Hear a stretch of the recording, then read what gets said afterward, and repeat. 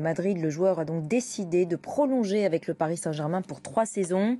La décision du champion du monde 2018 a suscité évidemment le soulagement des supporters parisiens.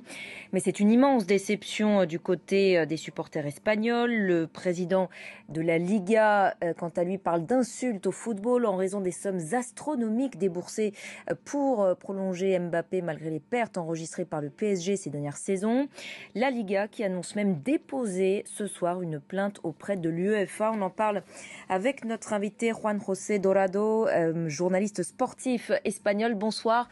Merci beaucoup d'avoir accepté notre invitation sur France 24. Tout d'abord, tout simplement, comment expliquez-vous que Mbappé ait finalement choisi le PSG plutôt que le Real? Alors, on est en train d'essayer de comprendre pourquoi il a décidé de rester du côté de Paris.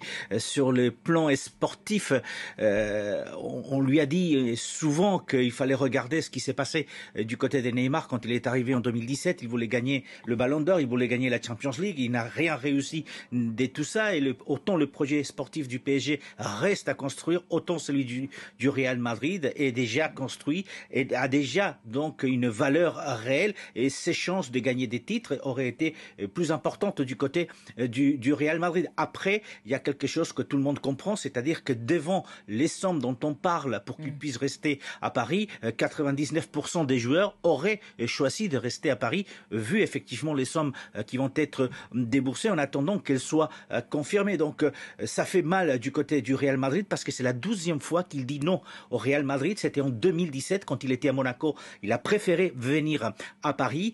Madrid était convaincu jusqu'au 10 janvier, 10 mai qu'il serait du côté du Real puisque le Real a assuré que le 10 mai, il a reçu un coup de fil de la famille Mbappé pour dire il va signer à Madrid. Donc, ils ne comprennent pas pourquoi ce revirement, hormis le fait qu'il y a un intérêt financier réel du côté d'Mbappé. Sans aucun doute. Alors, on ne connaît pas les termes de cet accord, mais beaucoup d'argent en jeu. Assurément, beaucoup de pouvoir aussi peut-être négocié par Mbappé au sein du PSG? Alors ça, c'est un risque. Certainement, c'est la réalité. On le saura dans les prochaines heures. Est-ce que Leonardo va partir du PSG? Est-ce que Pochettino va partir du PSG? Le départ du directeur sportif et de l'entraîneur voudrait dire effectivement qu'il a négocié au moins un droit de regard sur le projet sportif. Mais le problème, c'est il se met de la pression un peu plus parce que si dans les 3 ans à venir il ne gagne pas la Champions League avec le PSG, le seul responsable de cette banqueroute ou défaite sera lui-même puisqu'il aura les clés justement du PSG, que ce soit financièrement, que ce soit sur les projets sportifs.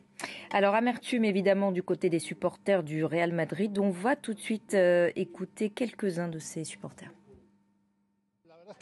La vérité, c'est que je suis un peu déçu par Mbappé. Je pense qu'il devrait venir dans la meilleure équipe du monde. Je comprends que tout le monde travaille pour l'argent, mais bon, c'est sa décision.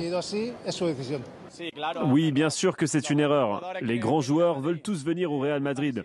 C'est très similaire à ce qui est arrivé à Neymar, qui a fini par mettre fin à sa carrière juste pour de l'argent. Voilà une déception compréhensible pour les raisons que vous avez évoquées il y a quelques instants. De son côté, le président de la Liga parle d'insultes au football et annonce qu'il va déposer une plainte auprès de l'UEFA. C'est justifié, selon vous? Alors, les arguments qui sont avancés par le président Javier Tebas, le président de la Liga, sont les suivantes. C'est-à-dire qu'un club qui a une masse salariale cette année de 650 millions, qui vient de déclarer des pertes la saison dernière de 220 millions, des pertes sur l'ensemble des 5 dernières années qui sont supérieures à 700 millions, ne peut pas renouveler un joueur avec les sommes dont on parle. Le problème, c'est qu'actuellement, on ne connaît pas les sommes dont on parle. Il faut juste se rappeler qu'en 2017, il y a Neymar qui est arrivé, le PSG a déboursé 220 millions et il y a aussi Mbappé qui est arrivé pour 180 millions, mais le PSG avait trouvé la parade puisque les 180 millions d'Mbappé n'étaient pas payés cette saison, mais la saison d'après. Donc on imagine bien que le PSG a bien calculé son coût et qu'effectivement, ils ont trouvé la parade, qu'ils ont trouvé un montage financier qui permettrait justement d'éviter le fair play. Mais on attend tous de savoir quels sont vraiment les chiffres qui vont être donnés pour ce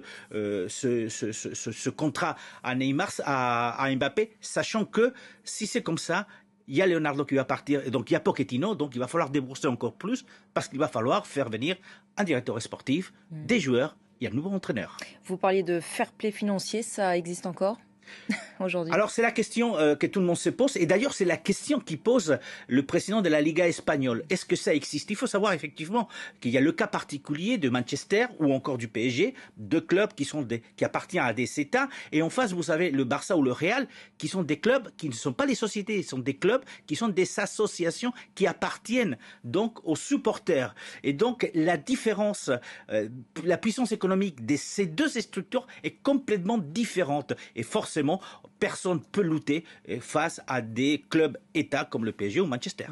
Merci beaucoup Juan José Dorado pour